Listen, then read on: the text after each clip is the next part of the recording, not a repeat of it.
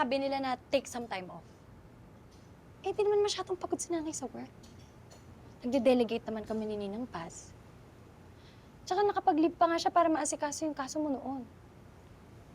Tapos, di ba, nahirapan din siya mag-cope nung umalis ulit si tatay. Naglasing siya, ang dami niyang time. Eh, baka naman kasi sa atin pagod si nanay. Ang dami kaya nangyayari sa pamilya natin. Eh di sana sinabi niya sa atin, di ba? Hindi yung nabulaga na lang tayo nasa Davao tapos kasama pa si Tito Noah. Alam niyo, may something talaga kay nanay. Hindi niya ugali yan. Na hindi nagsasabi sa atin pag umaalis. Lagi nagpapaalam yun di ba? Paano kaya natin sasabihin kay tatay? Excited pa naman siyang makita at makasama si nanay. Selos lang yun. Anong meron?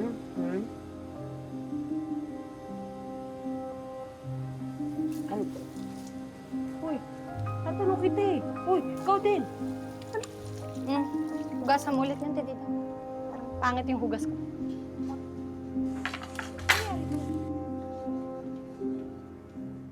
So, good timing pala ang tawag ko. Oo naman. Yun ang ebidensya nag-save sa akin. Bobo rin talaga tong sila Tom, eh. Hindi nila naisip. Siyempre, ibang phone ang gagamitin ko sa pag-contact sa kanila.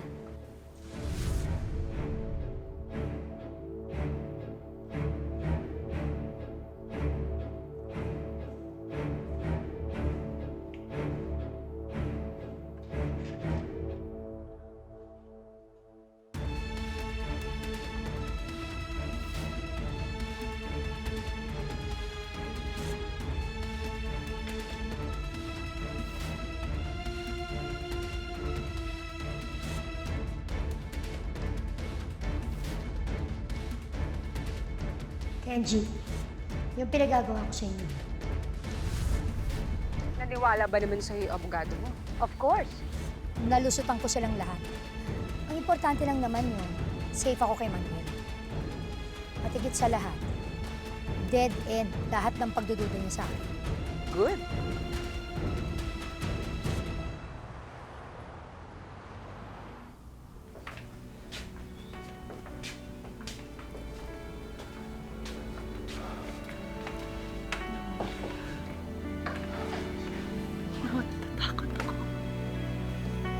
Nagmalakas ang ulan.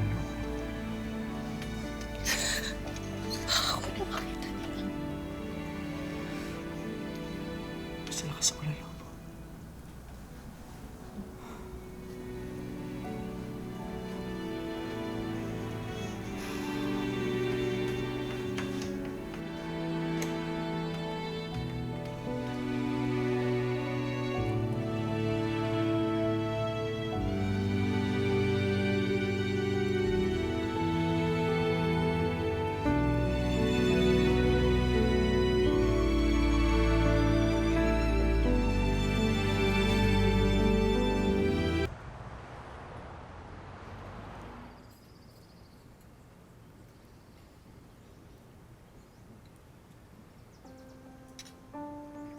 Ito, Dembra. Tay, kain pa po. Di po ba kayo nasarapan? Siyempre nasarapan ako. Namiss ko nga yung timpla mo eh. Oh, tay, Kaya wala mo. Kayong lahat, namiss ko kayo. We, totoo kuya. Kahit ako. Sige na nga. Siyempre namiss din kita. Namiss ko yung pagiging marites mo. Oh, Ganyan ka talaga, no? tagal naman umuwi ng nanay niyo. Nasaan na ba siya? Nakausap mo na ba, Jeff? Anong sabi?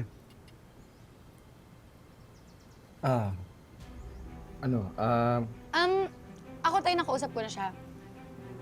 Hindi raw siya makakauwi kaagad kasi may conference sila sa Batangas. Conference? Anong conference? About sa marketing? Something about marketing. Marketing. Di ba dapat kasama ka doon? Marketing manager ka. Kasi, ang sabi ni nanay, sila na lang daw ni Ninang Paz ang bahala. Kailan daw uuwi? 3 days daw yung conference eh. 45 days. 45 days. Mga ganun. Ano ba talaga? Ate, dito kain po. Ikaw nag-iwan yan kanina.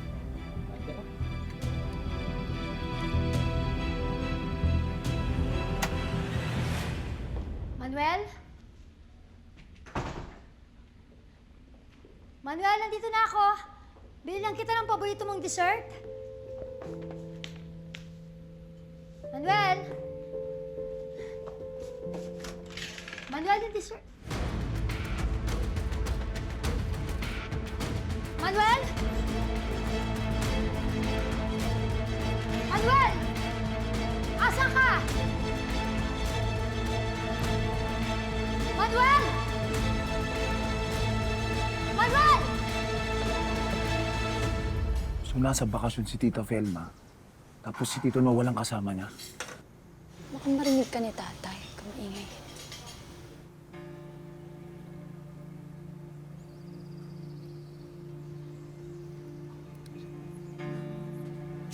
Ano bang pinagbubulungan niyo dyan? Kung kailan po papayag na magpaligaw si Andrea? Palabiro ka. Andeng, baka naman pwede tawagan mo yung nanay mo. Kakausapin ko lang. Eh, tay, nasa conference si nanay eh. Hindi natin siya pwede tawagan. Anak, sandali lang naman eh. Sige na. Miss ko na yung nanay mo eh. Manuel! Manuel, alam ko nandiyan ka, Pelma! Ilabas mo ang asawa ko! Manuel, ano ba? Pelma! Akala mo di ko alam nandiyan ang asawa ko? Nandiyan siya! Manuel, lumabas ka na dyan! Lumabas ka na! Manuel! Buksan nyo nga ito! Alam ko nandiyan si Manuel! Ilabas yung asawa ko! Asawa ko yan! Manuel! Ikaw, buksan mo nga to! Buksan mo to! Ano mukha mo, ha? Kinakasuyo naman ng tatay niyo. Wala kang kadala-dala. May usapan kami! Manuel! Tapos na ang usapan niyo. Alam na namin kung anong totoo. Paniikot-ikot mo lang kami. Pero ngayon, hindi mo na kami maluloko. Wala akong pakialam sa inyo. Yung asawa ko lang pinunta ko dito. Para ka pwede dito! Ikaw, anong sabi ako? Wala nga siya rito! No, isa ka pa! Ano? Ito ang sabi ako! Manuel! Umalis ka na dito, hoy! Tumigil ka na! Tama na!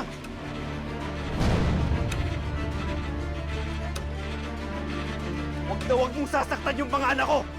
Sana, umuwi na yung nanay niyo. Sigurado matutuwa yung pag nakita to. Based dito sa in-email na results ng MRI ni Ms. Velma, Dr. Dionella's initial diagnosis is confirmed. Meningioma of the frontal lobe of the brain or tumor sa utak. Diyos ko, magalingin niyo po ako para sa pamilya ko. Tulungan niyo po ako.